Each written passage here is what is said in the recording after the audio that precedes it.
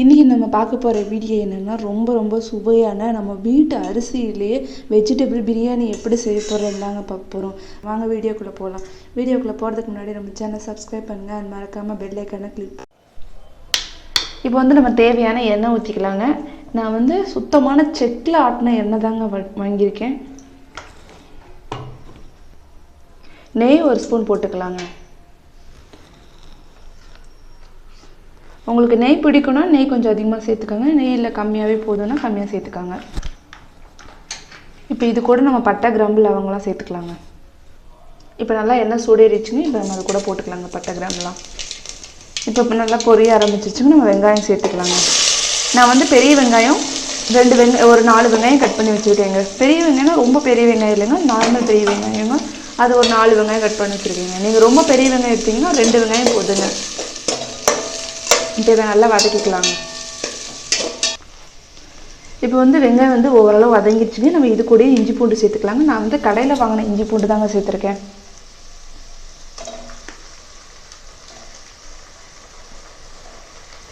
இப்போ இது நல்லா கிண்டிக்கலாங்க.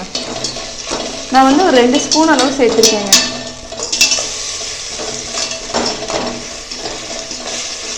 இப்போ அது கூட நம்ம கொஞ்சோண்டு புதினா தலை சேர்த்துக்கலாங்க. கொஞ்சோண்டு கொத்தமல்லி தலை சேர்த்துக்கலாங்க. இப்போ இதை இது நல்லா வதங்குற அளவுக்கு கிண்டி விட்டுருங்க.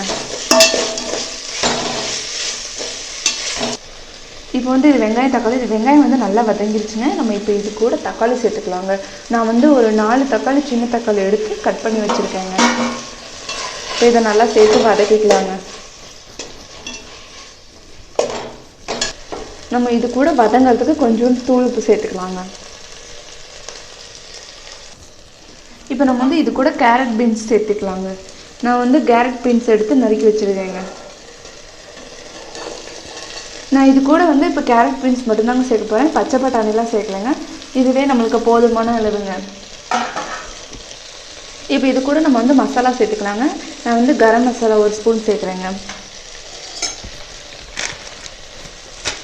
இதுக்கு மசாலா சேர்க்கறது தாங்க கரெக்டான விதம். பிரியாணி பொடி 2 ஸ்பூன் சேர்த்துருக்கேங்க. இப்போ இதை கிண்டி விட்டுலாங்க.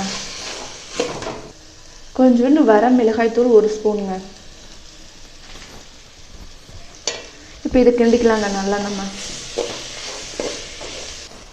இப்போ நம்ம இது கூட கெட்டியான தயிர் 1 கிளாஸ் சேர்த்துக்கலாங்க. இப்போ இதை நல்லா கிண்டிக்கலாங்க. நான் தயிர் ஒரு 2 டீஸ்பூன் அளவு சேர்த்துருக்கேங்க. இப்போ இது ஒரு 2 நிமிஷத்துக்கு நம்ம மூடி வச்சுக்கலாங்க. ஏன்னா இந்த மசாலா காயோட நல்லா சேரட்டுங்க.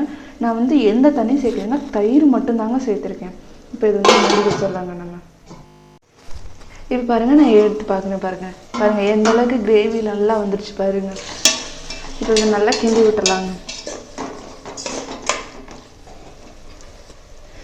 இப்போ கிரேவி ரெடி ஆயிடுச்சுங்க. நம்ம இது கூட தண்ணி சேர்த்துக்கலாங்க. நான் 4 ஆள் சாப்பிட்ற அளவுக்கு நான் சேர்த்துருக்கேங்க. நீங்கள் எத்தனை நாள் சாப்பிட்ற அளவுக்கு அதுக்கேற்ற மாதிரி தண்ணி சேர்த்துக்கோங்க.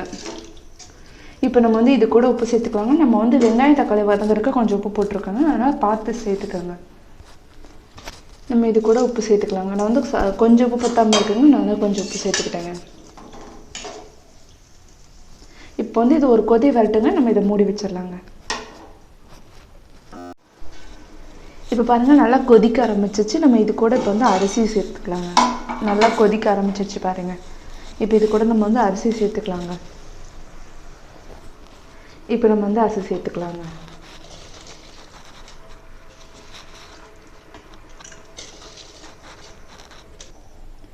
இப்போ நம்ம அரிசி சேர்த்தாச்சுங்க. இப்போ மெல்ல கிண்டிக்கலாங்க. நாங்கள் காரம் அதிகமாக சேர்த்துக்க மாட்டாங்க, காரம் கம்மியாக தாங்க சேர்த்துருக்கோம். நீங்கள் உங்கள் காரத்துக்கு ஏற்ற மாதிரி சேர்த்துக்கோங்க. இப்போ இது நல்லா கொதிச்சு கொஞ்சம் தண்ணி சுண்டி வரட்டுங்க.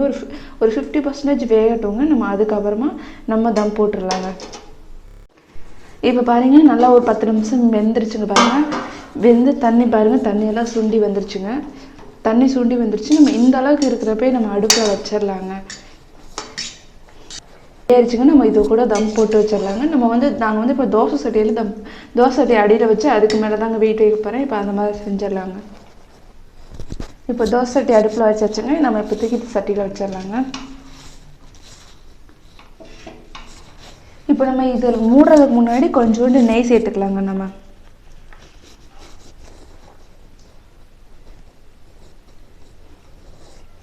நெய் 1 ஸ்பூன் சேர்த்துக்கலாங்க.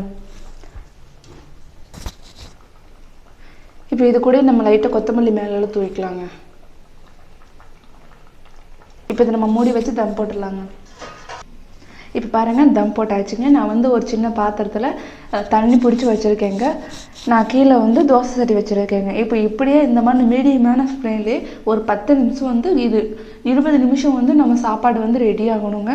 அதுக்கப்புறம் நம்ம திறந்து பார்க்கலாங்க. ஒரு 20 நிமிஷம் இப்படி இருக்கட்டும்ங்க. இப்போ பாருங்கள், ஒரு 20 நிமிஷம் ஆயிடுச்சுங்க. நம்ம எடுத்து பார்த்துடலாங்க. இடையில வந்து கொஞ்சம் ஒரு 10 நிமிஷம் முடிச்சோடனே எடுத்து கிண்டி விடுங்க. நான் அதை உங்கள்கிட்ட சொல்ல மறந்துட்டேங்க. பாருங்கள், எவ்வளோ சூப்பராக ரெடி ஆகிடுச்சு பாருங்கள் பிரியாணி. அவ்வளோ சூப்பராக இருக்குங்க. அவ்வளோ வாசமாக அவ்வளோ ஒரு டேஸ்ட்டாக இருக்குங்க. இப்போ வந்து நம்ம அதை வந்து வேறு பாத்திரத்துக்கு மாற்றிக்கலாங்க. பாருங்கள், நம்ம பிரியாணி வந்து ரொம்ப அழகாக ரெடி ஆகிடுச்சுங்க. பாருங்கள் எவ்வளோ சூப்பராக ரெடி ஆகிடுச்சின்னு நீங்களே பாருங்கள். நல்லா சூப்பராக ரெடியாக ரொம்ப டேஸ்ட்டாக இருக்குங்க. நான் சாப்பிட்டு பார்த்துட்டேங்க. நான் சாப்பிட்டு பார்த்துட்டு தாங்க சொல்கிறேன், ரொம்ப டேஸ்ட்டாக இருக்குங்க. நம்மளோட பிரியாணி பிடிச்சிருந்தா நம்ம சேனலை சப்ஸ்கிரைப் பண்ணுங்கள். அது மறக்காமல் பெல் ஐக்கானை கிளிக் பண்ணுங்கள். நம்ம சேனலை ஃபாலோ பண்ணிட்டே இருங்க. தேங்க்யூ ஃபார் வாட்சிங்.